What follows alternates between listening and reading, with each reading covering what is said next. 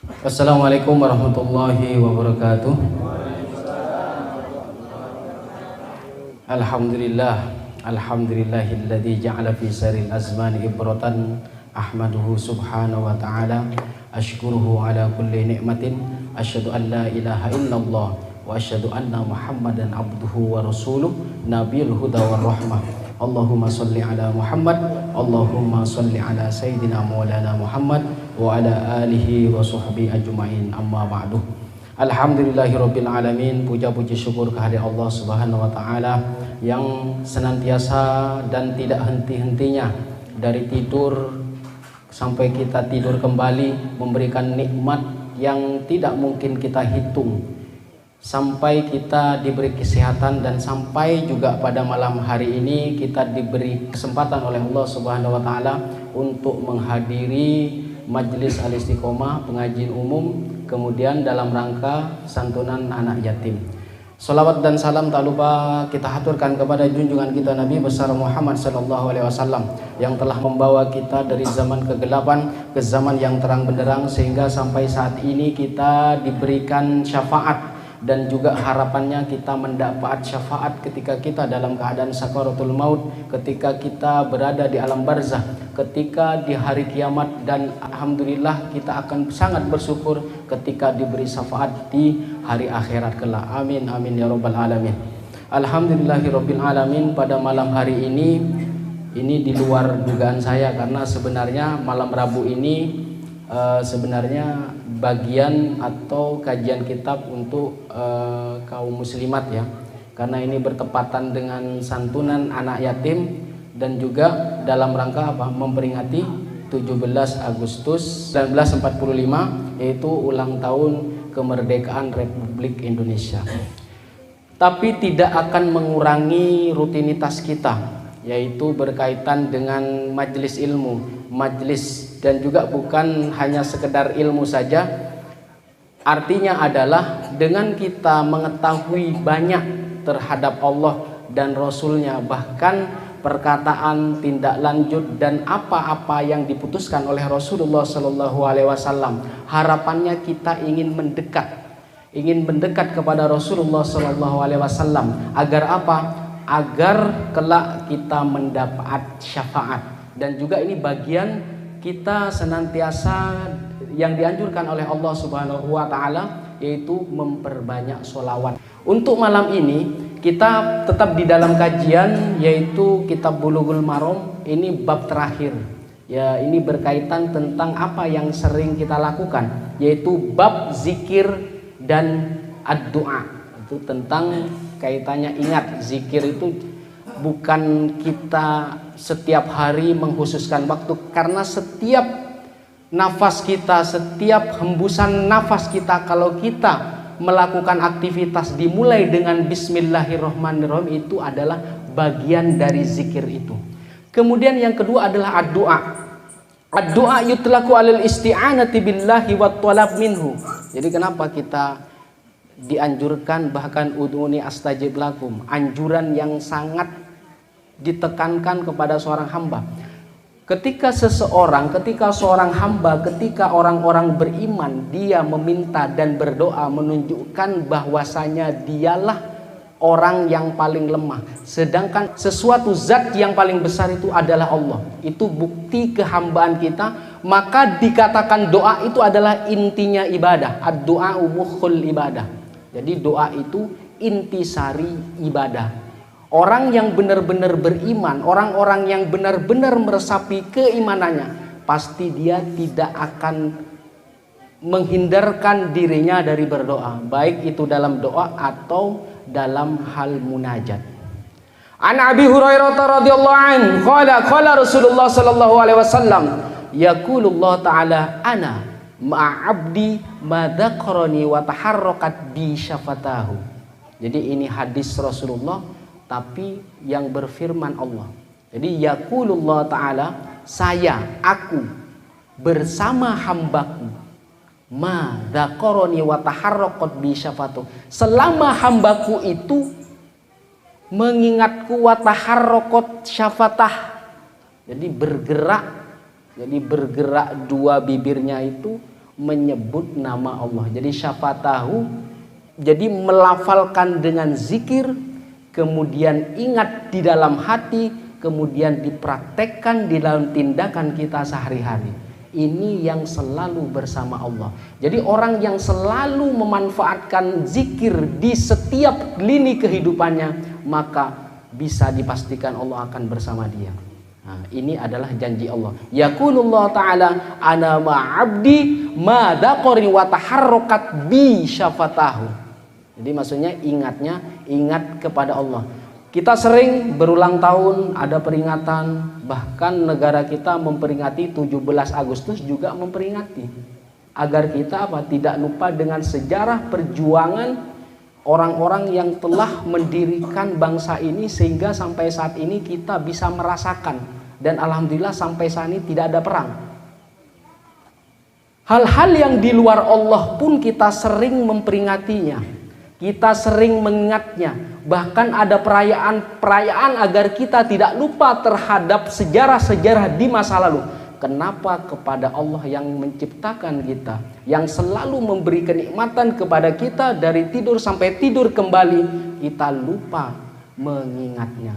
Maka Allah akan bersama seorang hamba yang selalu bergerak dua bibirnya menyebut atau mengingatku. Ini adalah janji Allah.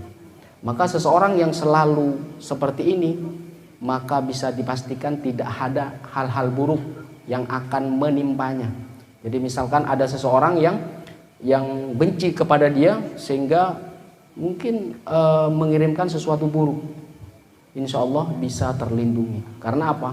Membiasakan diri, melafalkan diri. Kenapa kita selalu misalkan mau tidur atau bangun tidur atau mau aktivitas selalu dimulai dengan Bismillahirrahmanirrahim? Karena ini adalah bagian kita untuk mengingat. Bahkan diwajibkan selama 24 jam 5 waktu. Itu bagian kita. Kalau kita tidak setiap detik ingat, maka paling tidak setiap waktu, pagi, siang, sore, malam hari, paling tidak 5 kali ingat. Apalagi seperti Rasulullah SAW yang setiap sekonnya selalu ingat kepada Allah. Maka kalau ingin terkabul semua permintaannya, maka kedekatan kepada Allah itu harus dipastikan dulu. Harus dimulai dari diri kita. Bukan ketika butuh saja. Jadi bukan kita butuh saja kepada Allah lalu kita meminta. Karena yang meminta di dunia ini, bahkan di alam semesta ini, bukan hanya kita. Jadi kalau misalkan diperhitungkan, se-RT aja ada berapa orang. Kalau semua meminta ke Allah, berapa orang yang antri? Apalagi se-RW, apalagi sekampung, apalagi sekabupaten. Yas'alu man fis samawati wal ard. Berarti segala sesuatu yang ada di langit dan di bumi, mereka meminta kepada Allah. Dan Allah sibuk dalam menerima permintaan itu. Jadi ketika kita ingin dipercepat, ketika kita ingin dikabulkan, maka pastikan dulu kedekatannya. Yaitu dengan apa? Kita tidak tahu Allah itu seperti apa, bentuknya seperti apa, sampai zatnya kita tidak tahu. Maka dengan zikir ini memastikan posisi kita. Karena hakikat sebenarnya kita dilahirkan di dunia itu adalah diadakan oleh Allah. Dari yang tidak ada menjadi ada. Maka pastikan kedekatan itu dengan menggerakkan bibir kita. Bukan hanya di bibir saja, bahkan sampai menusuk ke jantung kita. Bergerak ingat kepada Allah Subhanahu wa ta'ala. Ini yang dikeluarkan hadis akhraja Ibnu Majah. Yang kedua, wa an Mu'adz bin Jabal radhiyallahu anhu qala Rasulullah sallallahu alaihi wasallam ma amila ibnu Adam amalan anjalahu min adabillahi min dzikrillah. Jadi tidak ada suatu perbuatan yang diperbuat oleh anak cucu Adam yang lebih menyelamatkan dia, yang lebih menyelamatkan mereka dari azab neraka, ya selain zikir kepada Allah. Jadi ketika ada orang mungkin punya dosa kecil atau mungkin sampai dosa besar, maka harapan dengan dia berzikir terus, kesalahan-kesalahan dan dosa-dosa dia, harapannya bisa terkikis. Maka ketika dosa dan kesalahan itu terkikis, dia bisa dipastikan anja. Jadi lebih menyelamatkan dari azab Allah. Jadi jangan dikira azab itu hanya di neraka saja. Tidak. Azab itu, ketidakenakan, ketidaksenangan itu bisa terjadi di kehidupan kita yang ada di dunia ini. Jadi bukan hanya siksaan di neraka saja, bukan hanya siksaan di alam barzah saja, tetapi siksaan itu di dalam kehidupan kita sehari-hari. Siapa tahu kesulitan yang ada di kehidupan kita gara-gara kita lupa, gara-gara kita lupa tidak mendawamkan meskipun itu sedikit zikir dan ingat. Jadi ini yang lebih menyelamatkan adalah zikir kepada Allah, maka zikrullah. Yang ketiga, wa an Abi Hurairah radhiyallahu anhu qala Rasulullah sallallahu alaihi wasallam, ma jalasa qaumun majlisan yadhkurunallah fi illa hafathumul malaikah wa ghasyyathumur rahmah wa dzakarhumullah fi man indah. Jadi tidaklah seseorang suatu kaum majlis duduk di dalam tempat duduk ini. Jadi jalasa qaumun majlisan, suatu kaum duduk di tempat duduk majlis seperti yadhkurunallah fihi, mereka mengingat-ingat Allah, mengingat-ingat Allah dengan ilmunya, menyambungkan dirinya karena mengkaji apa yang dikatakan Rasulullah, apa yang menjadi teladan Rasulullah Shallallahu Alaihi Wasallam. Apa yang terjadi? Ini adalah bagian yadhkurunallah di dalam majelis itu. Kecuali apa? Kecuali dia akan dikelilingi oleh para malaikat.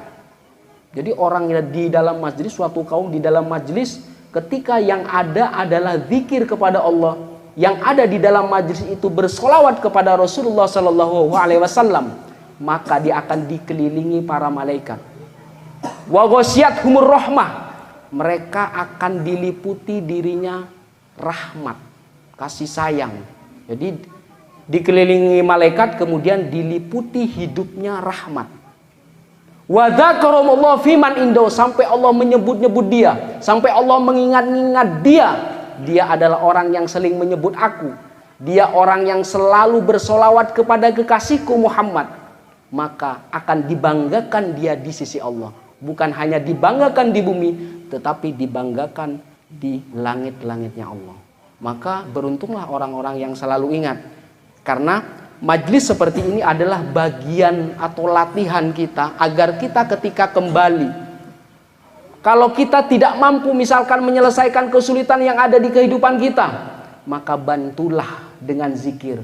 Karena harapan yang terakhir adalah Allah. Kalau pengen dingin hati, sejuk pikiran, maka sambungkan, yaitu dengan bersolawat kepada Rasulullah SAW. Ini kuncinya orang-orang yang selalu ingat. Jadi bukan hanya negara saja kita ingat ulang tahunnya, anak kita bahkan kita ingat setiap tahun motong kue sampai perayaan sangat meriah. Tetapi ketika kita ingat kepada pencipta kita, yang mungkin kita akan mendapat kenikmatan uzma, kenikmatan yang agung, yaitu ketika di surga kelak akan melihat Allah dalam keadaan kita berseri-seri, wajah kita senang. Itulah puncak kenikmatan yang paling bahagia di surga kelak.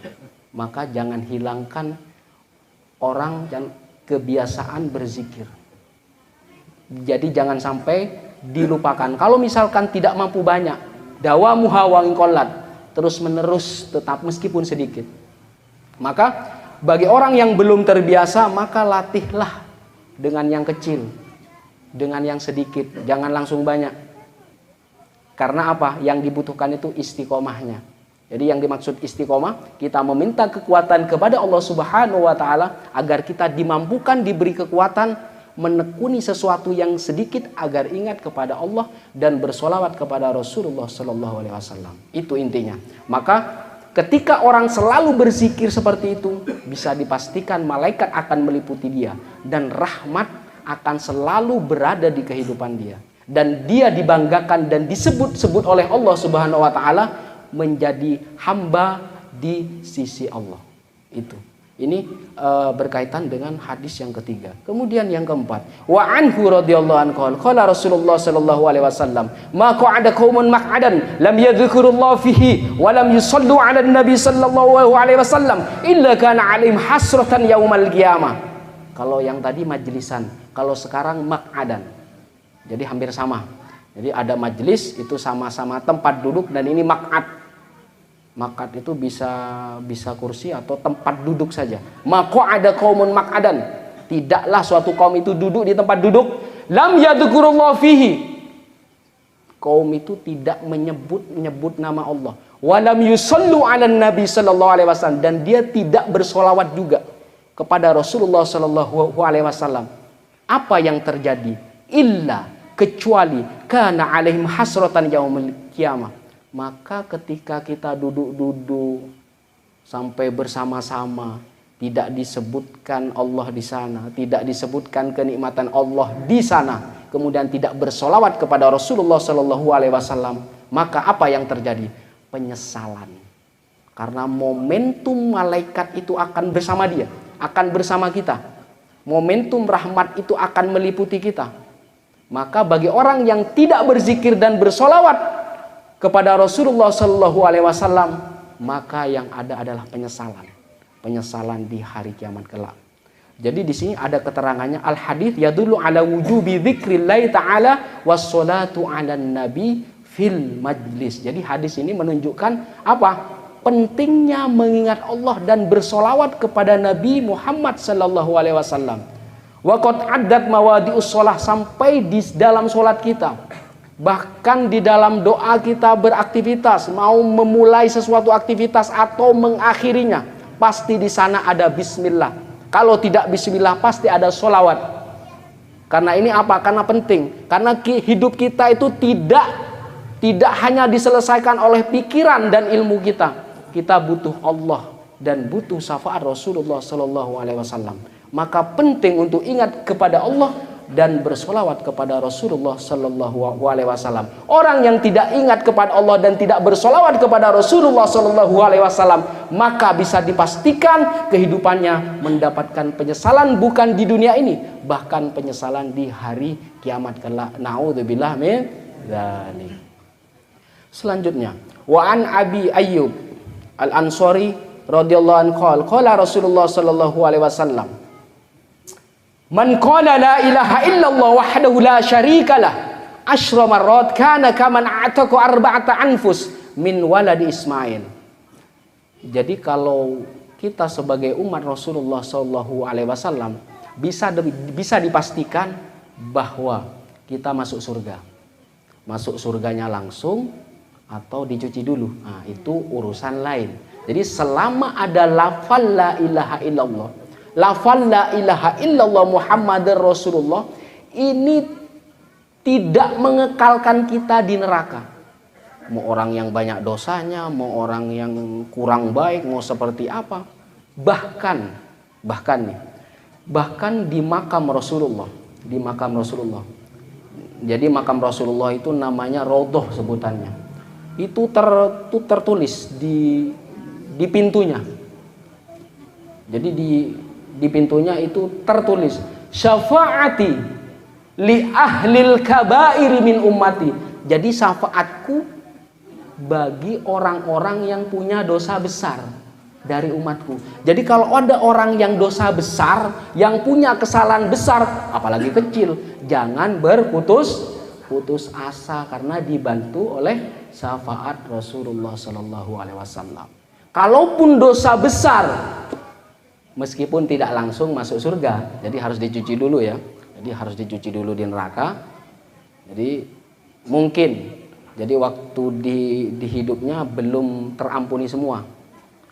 Jadi apa? Jadi bisa jadi masuk neraka, tetapi la yabkhul khulud. Jadi dia tidak bakok kekal di dalamnya. Jadi bisa 2 tahun, bisa 4 tahun gitu. Nah, jadi la ilaha illallah itu sesuatu kalimat yang luar biasa. Jadi sampai dia melarang kita untuk kekal di neraka. Jadi kalau bisa apa?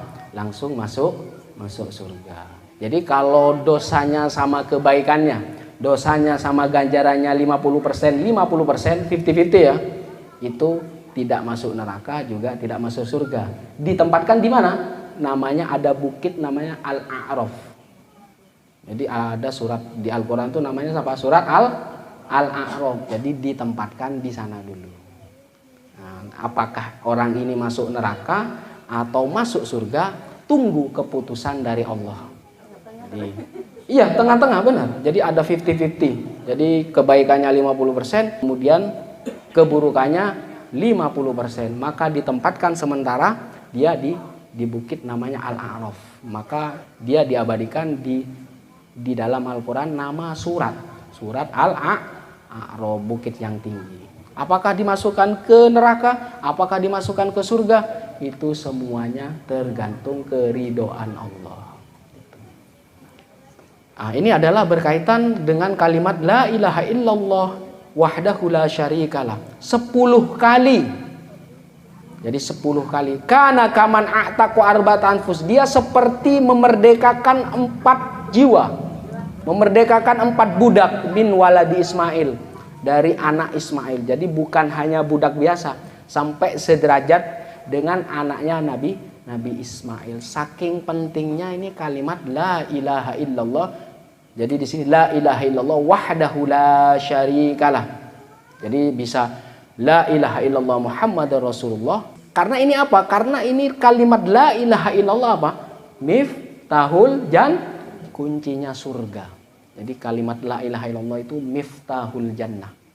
Jadi bisa Muhammadur Rasulullah, bisa wahdahu la syarikalah. Jadi Allah satu, tidak ada sekutu bagi dia. Ini 10 kali saja. Jadi 10 kali dia seperti memerdekakan jiwa.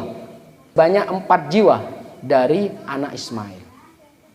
Selanjutnya, wa an Abi Hurairah radhiyallahu anhu qala Rasulullah sallallahu alaihi wasallam, subhanallah.